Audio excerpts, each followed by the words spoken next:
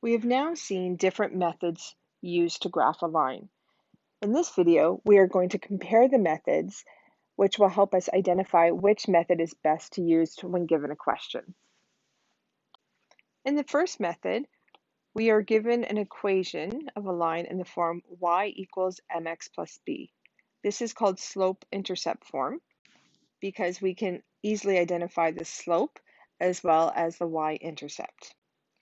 So the slope is represented by the letter m, and it is attached to the x. It's always m times x.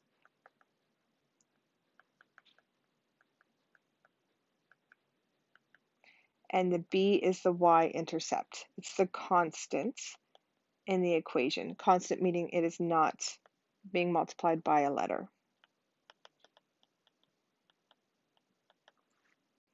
When the equation is given to you in this form, we simply plot the y-intercept, or the b value, and then we move by rising first.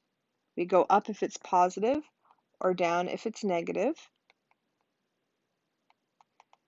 and then we run by moving right if the run is positive and left if it's negative. So let's look at an example. Y equals -3 over 5x plus 4. So this is the slope-intercept form. So we can easily identify the slope is the coefficient in front of x, and b is the value of the constant. So we can easily identify that the slope is -3 over 5, which means the rise is -3, so we are going to move down, and the run is +5, so we are going to move to the right. We can also see that the b value is 4, so we will plot the point 0, 4. So now we are ready to graph this equation. So we will start by plotting the y-intercept. So 0, 4 is here, and then we are going to move 3 down, and then 5 to the right, and then plot a new point here. It's always good to plot a few points if possible.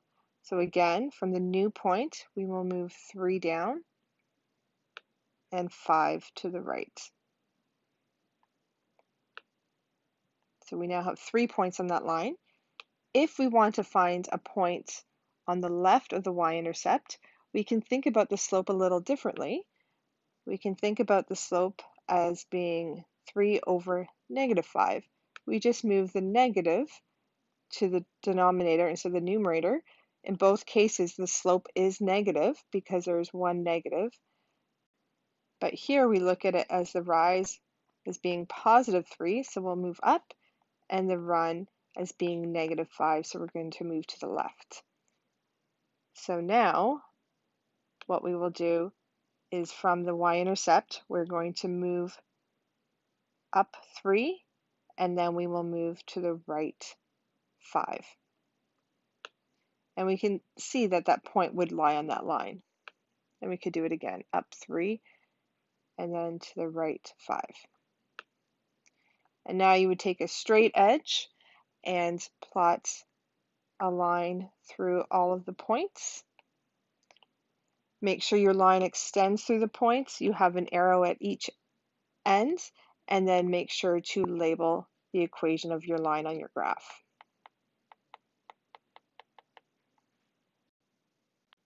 So the second method that we looked at is when you have an equation that is not written as y equals mx plus b, and we want to rearrange it into slope-intercept form. So it is of the form y equals mx plus b. So how we approach this question is we rearrange to y equals mx plus b.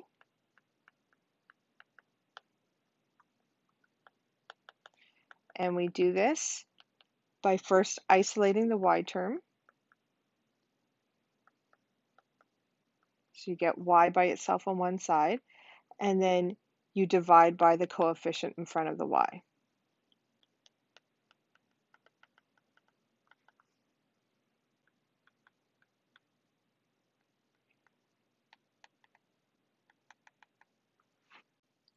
So let's look at the example, negative 4x plus 3y plus 9. All of the terms are on the same side, so we can see it's not in the slope-intercept form.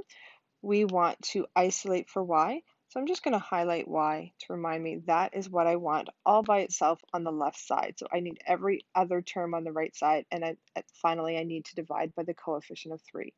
So the first thing I'm going to do is add 4x to both sides of the equation, because here I have negative 4x, so I have to add 4x. And then I am left with 3y plus 9 on the left side and 4x on the right side. Next, I'm going to subtract 9 from both sides. So I have 3y on the left side and 4x minus 9 on the right side. Be careful not to combine these terms. These are not like terms, so this is not negative 5x. They're two separate terms on the right side. And then I'm going to divide by the coefficient of 3. So my left side now is just simply y, and my right side is 4 over 3x minus 3. So 3 does not divide into 4, so leave it as a fraction, and then we can clearly see the rise and the run. 3 does go into negative 9, so my b value is negative 3. So I'm just going to state that my slope is 4 over 3, and my b value is negative 3. So now we can plot this line just like we did in the above example. So plot negative 3, and then from here we're going to go up 4, and then to the right 3, and plot another point. And then we'll do that to get at least 2 more points.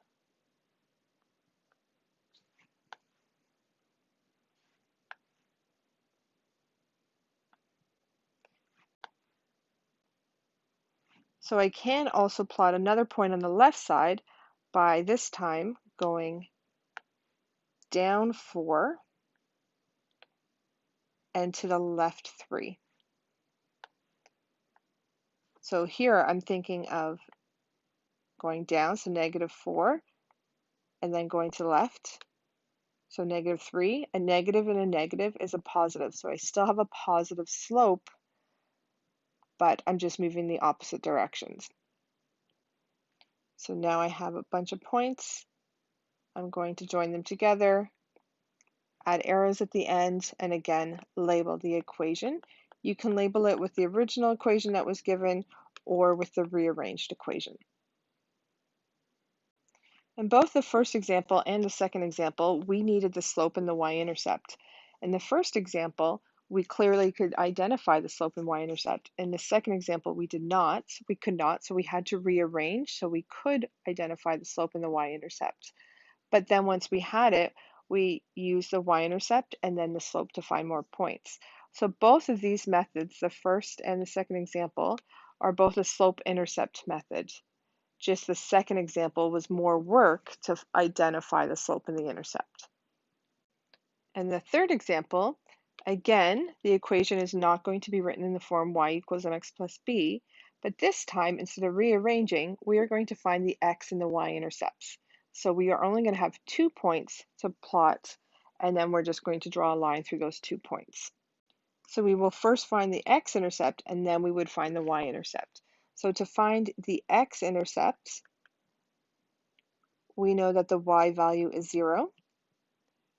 So you would then substitute in 0 for y, and you would solve for x. And then you would get the point that you found. So when you solved for x, whatever that is, comma 0. And that would lie on your x-intercept, because all the y values on your x-intercept are 0. To find the y-intercept, you would substitute in a value of 0 for x, and then you would proceed to solve for y. So then you would get a point 0 for x and the unknown that you just found for y. And here you would plot that on the y-axis, because any point on the y-axis has an x value of 0. So looking at this example here, we will find the x-intercept Again, we set y equals to 0. So that would become 2x minus 3 times 0 plus 9 equals 0. So again, I take the original equation and I substitute in 0 for y. When I multiply a coefficient by 0, I get 0. So you can just think of that whole term as being gone because it's equal to 0. So then the left side would simplify to 2x plus 9 equals 0. It's plus because the sign in front of the 9 is positive. I'm subtracting 0, which just means that whole term is gone. So 2x plus 9 equals 0. So now this is a simple equation, a simple two-step equation to solve. So I'm going to subtract 9 from both sides. And I get 2x equals negative 9. And then I will divide by the coefficient of 2. And I get x equals negative 4.5. I like to think of slope as a fraction because I need the rise and the run, but this isn't slope, this is a point. I like to think of a point as a decimal because it helps me understand exactly where to plot that. It's a little easier to plot. So I change this to a decimal. So that means the x-intercept written as a coordinate is negative 4.5, comma 0. So the x value is negative 4.5 and the y value is 0. And now we will solve for the y-intercept. So this time we will substitute in 0 for x. So 2 times 0 minus 3y plus 9 equals 0. So this time the first term goes away because I have 2 times 0, which is just 0. So the left side simplifies to minus 3y plus 9 equals to 0. And again, this is a simple two-step equation to solve. So I will subtract 9 from both sides. So I get negative 3y equals negative 9, and then divide both sides by negative 3. So y equals positive 3, because negative 9 divided by negative 3, two negatives make a positive. So the y-intercept is 0, comma 3. So now we will plot both of these points on our axis and draw a line through those 2 points. So the x-intercept, I start at the origin and move 4.5 to the left and plot a point. And then the y-intercept, again, start at the origin, and this time I'm going to move up 3. So those are the 2 points. You could plot more points if you wanted to make your line more accurate, because we can see our slope here. So we move 4.5 from this point to this point. We moved 4.5 to the right and then up 3. So we could do that again. We could move 4.5 from this point and then up 3. So we could keep plotting more points if we really wanted to make sure that line was drawn well.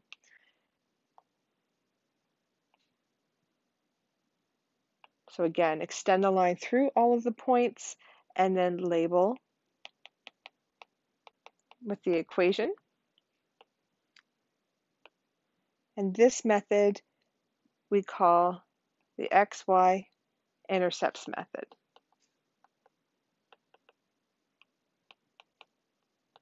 And just make a note, you don't need the slope to plot those 2 points.